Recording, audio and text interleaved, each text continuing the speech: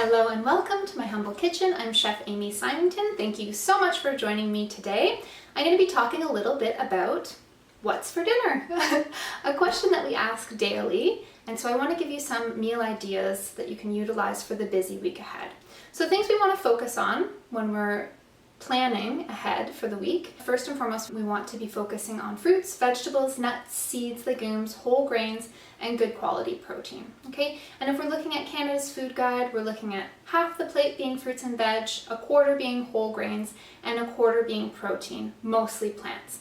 And so today we'll be focusing on plant-based protein because oftentimes it can be kind of tricky to get that plant-based protein into you and make it interesting as well. Other things we want to be focusing, things like making sure that the recipe is, utilizing accessible, affordable ingredients, making sure the recipe is versatile, meaning you can have it, as is, but also that it can be recreated into something exciting for the week ahead. So things like if you're talking about a chili, you can have it with whole grain brown rice, but you could also put it into a wrap. You could also make it into a bowl with avocado and cilantro. You could also make it into a sloppy joe. So you're wanting to be as creative as possible, making sure that recipe that you're making can be utilized in different ways to make it exciting. Secondly, you want to make sure that it's easily stored or freezable, and that again will set you up for success because it's something you can just grab and go out of your fridge or take out of your freezer in the morning, stick it in the fridge to thaw for dinner that night. So again, making sure that we're setting ourselves up for success, because after a long day, you don't necessarily want to be making a huge meal, right? Making sure that it's portable is very important as well, particularly if you're making lunch, snacks, that sort of thing ahead of time. So something, again, you can just kind of grab and go. So things like parfaits, chia puddings, overnight oats, those are great for breakfast. You can just grab those and go. Also, they double as snacks. Things like nuts are great grab and go snacks as well. Obviously, the most important thing is that whatever you're making is something that you enjoy and it's satisfying to you. Okay, so taking some of your favorite recipes and maybe making some additional healthy modifications to them might be a way to go. Whatever works for you, but just making sure that you enjoy it. It's satisfying, it's satiating. Personally, I love stick to your rib comfort type foods. So I go for stews, soups, chilies, curries. These are also really great freezable make ahead meals as well. Okay, so stick to what you like.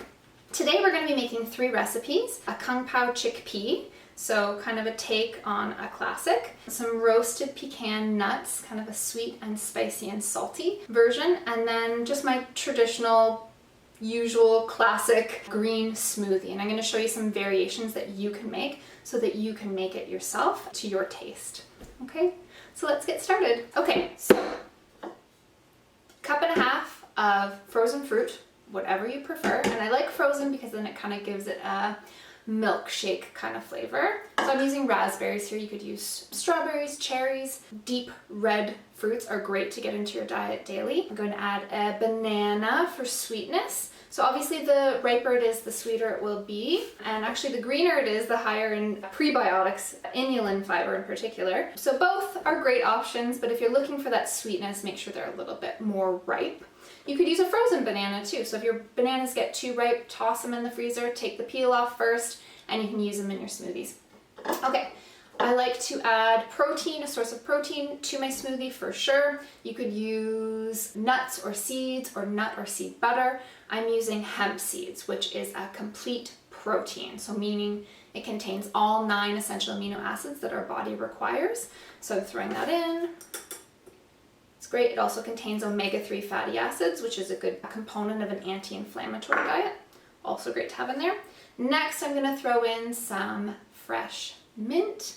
It just kind of gives an oomph of flavor without added sugar, and it's just so refreshing and nice and kind of just rounds things out. And it's a leafy green as well. So it's rich in nutrients, but also antioxidants too. Okay, more leafy greens. I know. Spinach. I call spinach the least offensive of the greens. When you're adding them, you can't taste it at all. It adds a bit of color, obviously adds lots of fiber and nutrients, but you can't taste it. It kind of just melds in with the fruit. Okay, and then I'm using a plant-based milk. This one, again, is soy. Make sure whatever milk you are using, it is unsweetened, meaning no added sugar. We want to be in control of our own sweetness. Okay. You could get one that has vanilla in it, or you could add vanilla in here as well, again making it taste a little bit more like a milkshake. Okay, so that was about 1.75 cups and just about 1.5 cups of frozen fruit with a banana, okay? So we usually do approximately a 1-to-1 ratio with your fruit and your milk. And that's it. You could add other things as well in here too. Ginger is really nice. You could add some cocoa powder, which would be rich in polyphenols, which is good for a heart healthy diet. There's all sorts of different options. Really whatever flavor combinations you like. And I even like to put fresh herbs, as you saw, mint, but basil makes a great smoothie additive. So does cilantro mango is one of my favorite combinations. Strawberry and basil is another one of my favorite combinations. Okay, so we're just gonna zhuzh this up. And you don't need a fancy blender. You can use any old blender, or if you have a hand immersion blender, that works well too. Okay, here we go. I'm gonna blend this up until it's smooth. We really want to make sure that we get all the greens in there, because there's nothing worse than having spinach in your teeth after breakfast.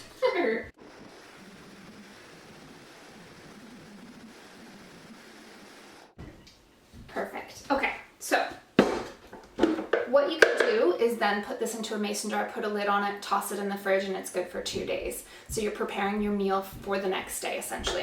Or if you're going to drink it right now, pour it into a glass.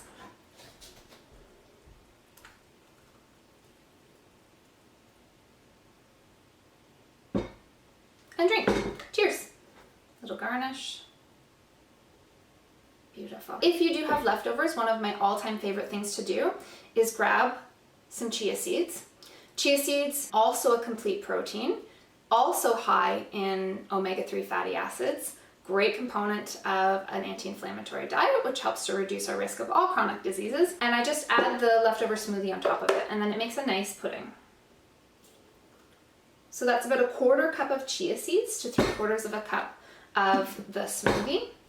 And then what you do is you just put a lid on it, make sure it's on nice and tight, and then you just shake it. And then after this, I would toss it into the fridge, and then you can just eat it as is, or if you wanted to add, say, some fresh fruit, a little bit of maple syrup, or you could add some granola on top. It kind of acts almost like a yogurt, and it's great. Kids love it. I often double this as baby food sometimes for my 11-month-old. And you'll see as it sits, it'll start to gelatinize. So there you go. There's a snack option and a breakfast option, okay? So we'll set these guys over here. I should mention too, all of the recipes I'm demoing today are coming from the Long Table Cookbook, so plant-based recipes for optimal health. And it was a collaboration between myself, Gilda's Club at Greater Toronto, and George Brown College, and all of my author proceeds are going to help support Gilda's Club and the social, emotional, and nutritional programming that we do. So check that out. All the recipes are coming from there today. Lots of satiating, stick to your ribs, comfort food that you really want to focus on when you're thinking about meals for the busy week ahead. Okay, so let's get this stuff out of the way. We're going to move on to the next recipe, which is an easy peasy snack.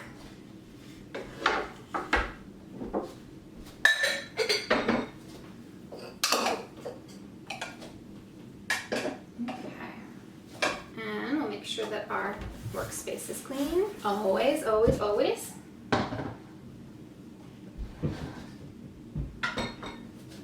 Great. Okay, so next up, one of my favorite recipes, and it's great to just kind of carry with you, is toasted nuts. And these I've got here are just raw, unseasoned pecans, and you can use whatever nuts you like. Walnuts are a good option as well. They're also very high in omega-3 fatty acids. I like pecans because they're kind of decadent. They feel like a treat to me. So we're just gonna jazz these up a little bit. You're more than welcome to just eat these as a snack plain. I carry nuts with me everywhere I go because it helps to keep our blood sugar levels even. So if you're getting hungry and there's no food in sight, having these kind of in your back pocket, so to speak, is a great option. So we're gonna jazz them up a little bit. I'm gonna add about maybe two teaspoons of tamari, and this is about 1.5 cups of pecans. So again, unseasoned, haven't been roasted in anything, just raw pecans. And then I've got about a tablespoon of maple syrup. Great. And then I'm going to add a little bit of cinnamon. Probably about a quarter of a teaspoon, and a pinch of cayenne. So the cayenne you can omit if you're not into spicy, but this is such a nice, sweet and spicy, salty flavor, and it's so, so, so lovely. They're quite addicting, but it's a good, healthy snack option. Okay, so I'm just gonna mix these guys up. Make sure they're nice and coated.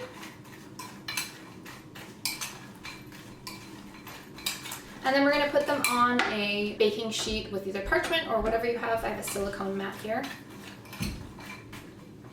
And spread those out so that they're not overlapping. Okay. And make sure we get all the juices. Perfect. Okay, cool. And then what we're going to do is we're going to pop these in the oven, 375, for about 15 minutes. Check on them. Move them around if we have to, and then pop them in for about another 5. So it just depends on, how much you're making. I'm just making a small amount, so it needs less time. If you're making a larger amount, you would want to make sure again that they're evenly spaced, maybe putting them on 2 baking sheets. But here I just kind of have a small amount. Usually I make larger batches, because trust me, you're going to be eating these. So it's nice to have them on hand. Okay, pop that in the oven.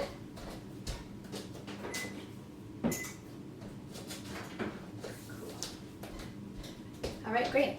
So there we have it. We have 3 recipes essentially down: the smoothie, the chia pudding, and the nuts. Now we're going to move on to one of my all-time favorite dinner options. We make it regularly in our house, and it's very freezer friendly. It's very kid friendly, packed, fiber packed, and protein packed as well. And it's a kind of take on a traditional Chinese classic. It's called Kung Pao Chickpeas, and again, it's in the cookbook. Traditionally, chicken is used. Traditionally, diced chicken is used, but we're going to be using chickpeas. You could also add in some diced tofu as well if you like. It's a traditional recipe that originated in southwestern China in the Sichuan province. So we kind of, as a Western society, have in some ways not done it any justice. So sometimes it's really laden with sugars and unnatural dyes. This version is a healthier version of kind of one of those Western takeouts, but still kind of trying to be true to the traditional recipe. So some traditional recipes that are used in Chinese cuisine, Szechuan cuisine in particular, things like eggplant, bok choy, bitter melon, these are good ones to include. Really, I use whatever I happen to have on hand in terms of vegetables, but those are good ones. Those are kind of the more traditional ones. Okay, let's get started.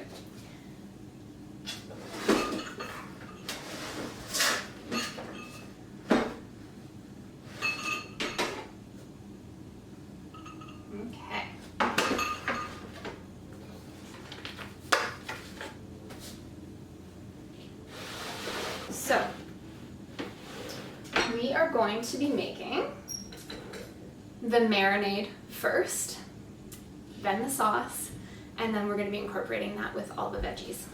And then we'll be serving it over sesame-fried brown rice. In the book, it's actually sesame-fried millet. You can use that as well. Whatever whole grain you have on hand, great, go for it. And you don't even have to serve it over the fried rice. And I say quotation marks because it's not really fried, but it tastes very similar to that. Use whatever you like. Today we're going to be using a whole grain. We're going to be using brown rice, which is also great. Okay, so firstly we're going to do the marinade. So we have the chickpeas here. Okay, and that's just over 2 cups of cooked chickpeas. Okay, so you can cook them yourselves. If you are, making sure you're soaking them for a couple days ahead of time and changing the water out overnight. I would add even a little bit of seaweed or a tiny bit of baking soda in there to help digest those carbohydrates. And then especially when you're cooking, I would add a little bit of seaweed and baking soda, again, to help digest those carbohydrates. Because sometimes beans can be hard for people to digest, but the more you eat them, the more your system gets used to it, and then using things like baking soda and seaweed helps to break down those carbohydrates. Okay, so we've got chickpeas. Again, you could add tofu if you wanted to. I'm doing a little bit of tamari. It's a low sodium tamari, so there's less sodium present. That was about 2 tablespoons. I'm doing a tablespoon of maple syrup. This recipe is going to make about 6 servings. And then I'm doing a tablespoon of rice vinegar. Yum, yum, yum. Mix, mix, mix. Set that aside. Perfect. Okay. Next up, we're going to do the sauce. Okay? So, this guy over here. The sauce that will be going with the veggies, obviously. Okay. So we have about a 1/4 cup, and I'm just putting it all into one bowl here. I've got a 1/4 cup of rice vinegar.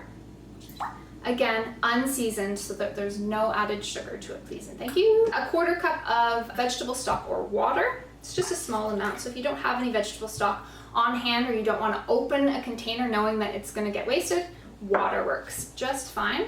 Red chili, I'm going to chop that in 1 second. Some sort of nut butter. I'm using peanut butter, which is traditionally used in this dish, but you could use almond butter, or if you're allergic to nuts, you could use tahini. So again, high protein, good healthy fats is what we're going for. Okay, cool. Next up, tamari. So we've got about a tablespoon and a half.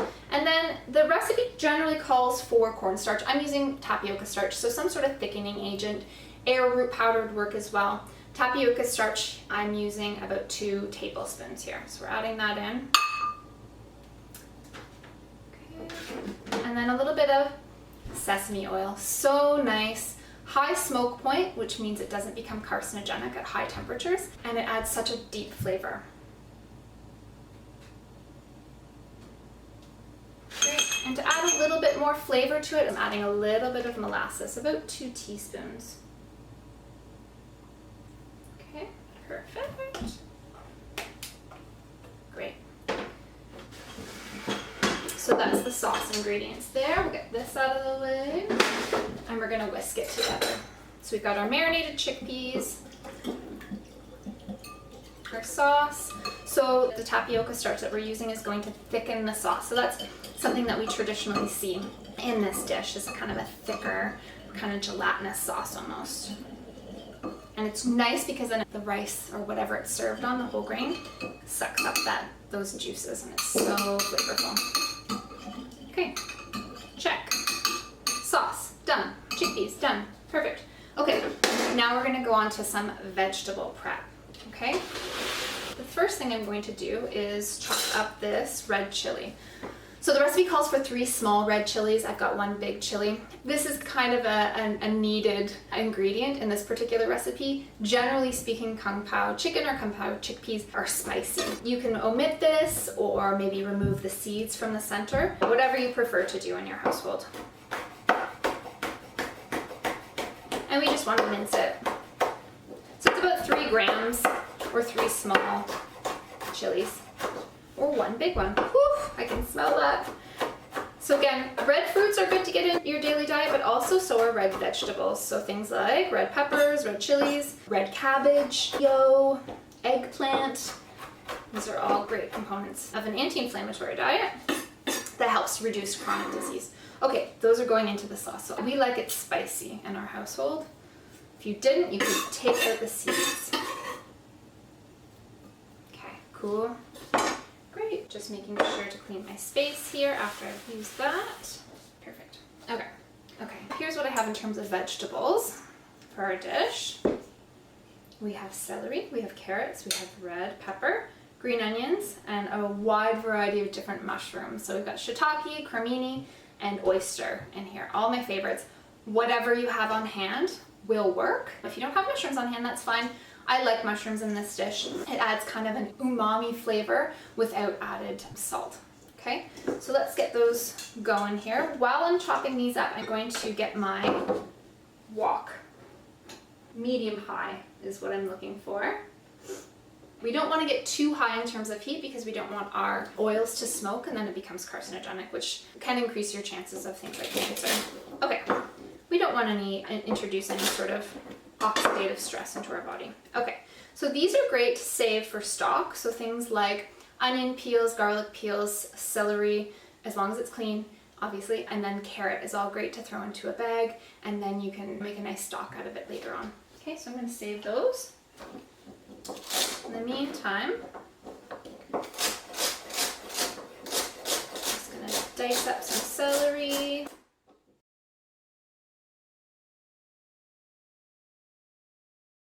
Okay, bite-sized pieces. So we'll set that over there.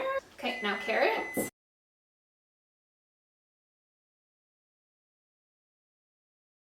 Okay, great. And I'm just going to check on our nuts to see how they're doing. So uno momento, talk amongst yourselves, admire my son's art, and they are done. Done like dinner. So there you have it. I'm just going to set it aside and let it cool, and then you'll see what will happen is the maple syrup will kind of harden and it'll be kind of candied almost. They're so nice.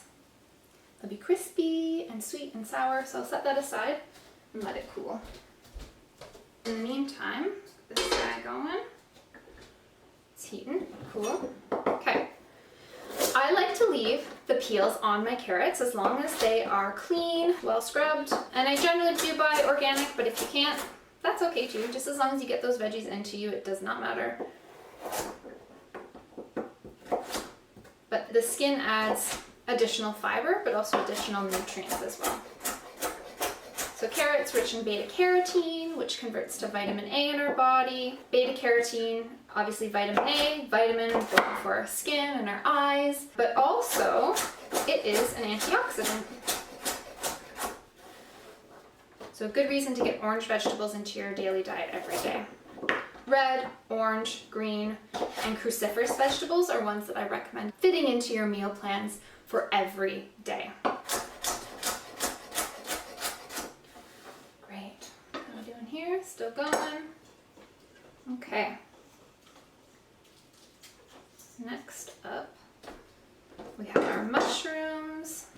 So with the cremini mushrooms, I generally just leave the stems on. They're just like little mini kind of portobello mushrooms, really robust. If you had white button mushrooms, that would be cool too.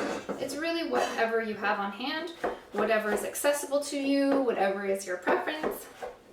Mushrooms are a great component of an anti-inflammatory diet, specifically an anti-cancer diet, but also good for all of the chronic diseases as well. Okay. And I'm just doing kind of a rough chop here. Mushrooms tend to shrink as they're cooked. So shiitakes, we do want to take the stems off. I love to save these for, you guessed it, stock. So I'll do a few of those while I'm in the groove. Yum, yum, yum. Okay, I think this is hot enough. Perfect. And now I'm adding about a teaspoon of sesame oil. Okay. And we're going to put the celery right in and the carrots right in.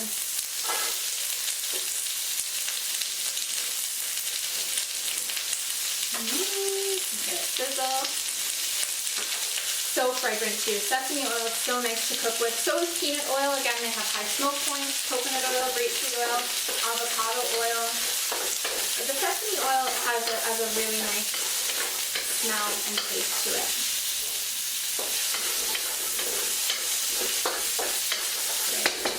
I'm going to finish the mushrooms and then we'll add those in.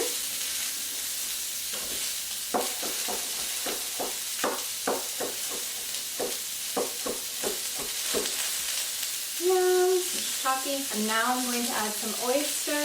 Oyster mushrooms are my absolute favorite. They kind of simulate seafood in a way. And the regular oyster mushrooms you can literally just tear. If they were king oyster mushrooms, you would want to slice. In terms of cleaning mushrooms, whatever you're comfortable with, I generally just use kind of a dampish cloth and I'll wipe them down if there's a little bit of the dirt that they're grown in on them. But I really wouldn't run them under a tap because they're like little sponges and so they'll suck up all of that water and then they won't have the same nice texture as you want. Okay, so awesome. Wide variety of mushrooms there. Yummy. Give this guy a stir. Brilliant. And then we're going to add our mushrooms in.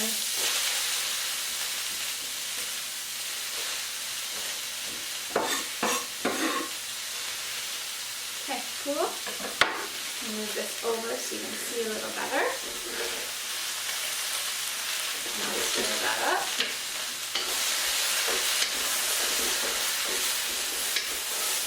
And And you want a nice big wok, especially if you're making meals for the busy week ahead. You can fit more into it and you're not throwing your food all over the kitchen. Like my husband. Okay, cool. So let that go for a minute. Okay, garlic is next. So I've got 4 large cloves of garlic here. Garlic belongs to the allium vegetable family, another vegetable that you want to be getting into every day. So garlic and onions. Garlic also contains allicin, which is a powerful antioxidant, good component of an anti-inflammatory diet. So what I'm doing is I'm just clipping the end off and I'm smashing it a little bit. The smashing also helps to release the allicin that's present. And then just make sure you got all the skins out of there. And I'm going to save the skins again for stock. You could use a rasp here if you wanted to puree it. When garlic's pureed, you get more garlic taste. When it's a little bit minced, it's more kind of subtle. In the dish, that is. And I generally prefer the fresh over the canned. The canned or the jarred garlic has added oils, sometimes added salt, some added preservatives, and it doesn't have the same flavor. And it's not, you know, that inaccessible. It's pretty affordable for the most part. Okay, and adds lots of flavor without added fat, salt, or sugar. The unhealthy fat, of course. We love the good healthy kinds, which are the mono and the polyunsaturated fats. Yeah, beautiful. Okay, let me show you what's happening here. It smells so good. Okay, great. Let's get the onion, the garlic skins out of the way. Okay. And again, making sure we're cleaning our cutting board, especially if you're cutting onions and garlic. Make sure that you are thoroughly cleaning them, particularly if you're about to cut fruit, because you don't want your fruit to taste like onions and garlic. Okay, next up is the red pepper. So red pepper, you could use an orange pepper, you could use a green pepper, whatever you have. If you don't have a pepper, omit it. You could use also, as I said, Chinese eggplant would be a nice addition here too. We're cutting the top off, we're cutting the bottom off. We're setting those aside. We're cutting a small slit in the side, and then we're squeezing our knife in there, and we're rolling and getting that center out. Voila! Okay, I call that the rock and roll method. And then I'm just going in and cutting, kind of on a diagonal. You could dice, whatever is preferred for you.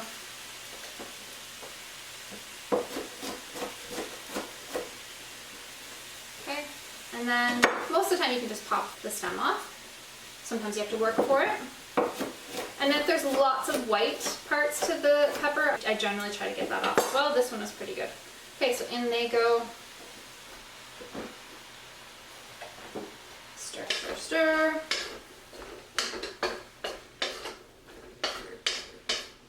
Check it out.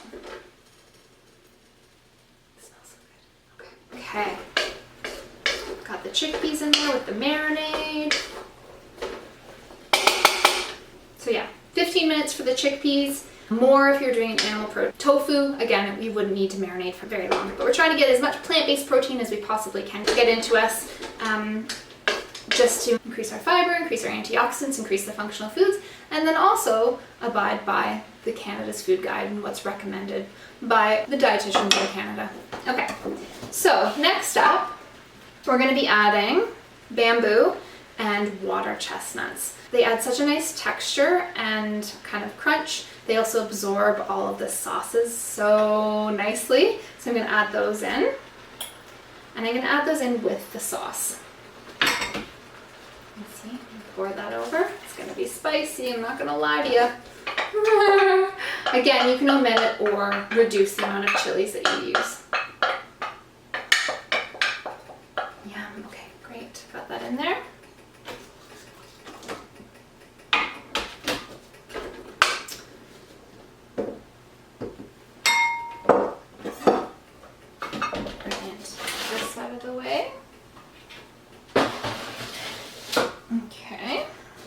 little bit of stirring action here. Make sure we're coating everything. It's a good idea to wear an apron so you don't get your nice white shirts dirty with sauce. But just gently mixing it in. So you can see what I mean. It's nice to have a big wok so that you can easily mix everything.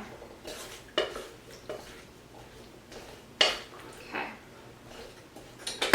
Brilliant.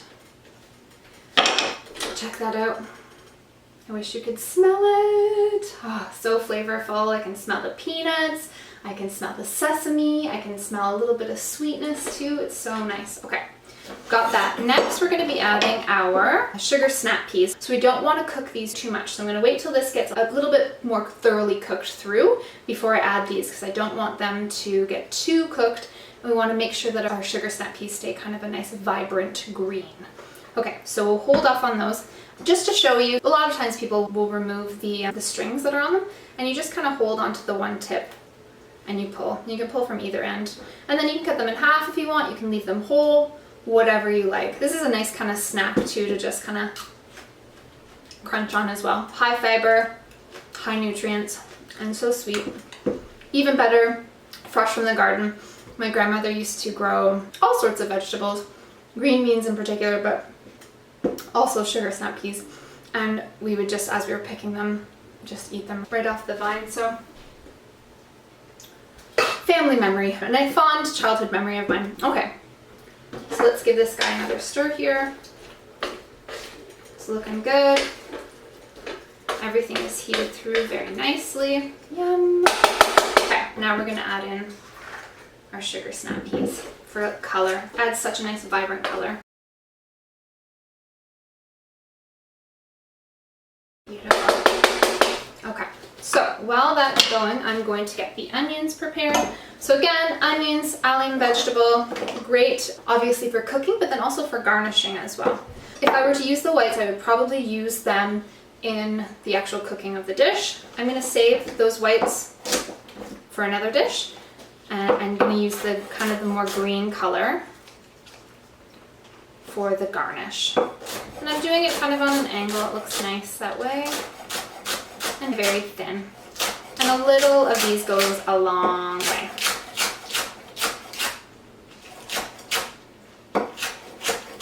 It's a traditional garnish for this dish. Beautiful. Okay, get these guys out of the way. Use those for later. Okay. Okay, and then in terms of other garnish that we're putting on top of our Kung Pao chickpeas, we're going to be using sesame seeds. So I've got both black and white. Doesn't matter, whatever you have on hand, or if you don't have it on hand, that's okay too. And then I've got some toasted peanuts. Again, traditional for this dish, but if say you used almond butter in this version, then you could use, you know, toasted or roasted almonds instead. Chopped up, and that will be on top. Okay.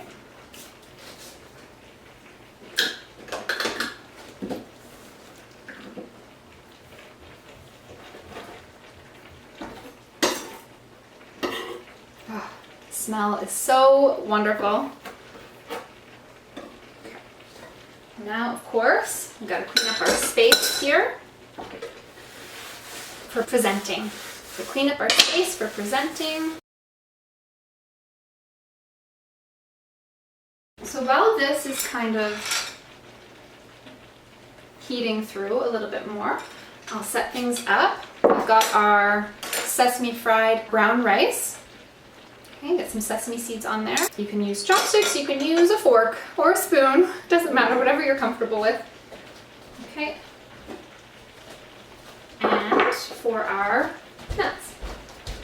So I'll show you the nuts right now. You can see that they've actually caramelized. Come up a little bit closer for you. Yum! So these are nice to just kind of have on hand anytime. Once they're completely dry, I would put them in a resealable bag or container, and then you can store them in the fridge depending on how long you'd like to store them. They'll last for a few weeks, particularly if you keep them in the fridge. Oh my goodness, I gotta try one. Oh, so nice. You need to make the big batch of these, I think. Great, so we've got our snack. We have our smoothie. We have our chia pudding.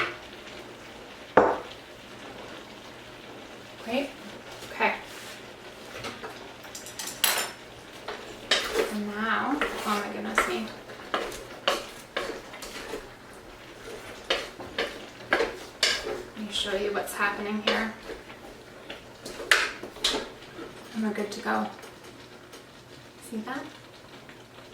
Yum.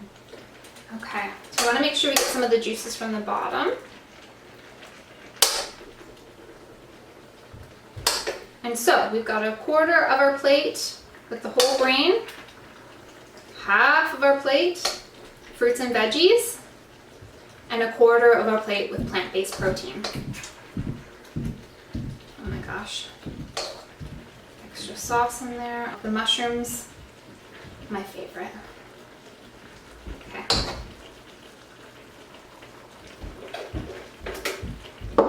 Perfect. Okay. And now we're going to garnish.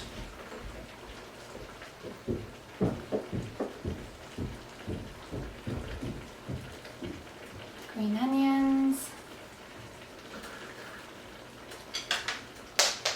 Toasted peanuts. Throw a couple on the floor. Just kidding. It's okay if you make a mess in the kitchen. I do it every day. Okay, and then obviously some of the sesame seeds. Beautiful. Great, get these out of the way. Let me show you. And there you have it. Chopsticks, you're good to go. So, thank you so much for joining me. I hope you found this helpful. Again, we're focusing on whole plant-based foods as much as possible. We're focusing on foods or recipes that are versatile, that can be doubled as different dishes. This one, the smoothie, changing it into the chia pudding. The Kung Pao chickpea could also be put into, say, a whole grain wrap. We just really want to make sure that we're setting ourselves up for success for the week ahead without spending too much time in the kitchen. That is key. We want to make it delicious, but also accessible, because you have a busy week ahead and you oftentimes want to relax when you have time off. And there you have it, 3 very easy recipes that are versatile, focusing on whole plant-based foods, are super flavorful and pretty easy to make. And they're going to set you up for success for the busy week ahead. Bon appetit!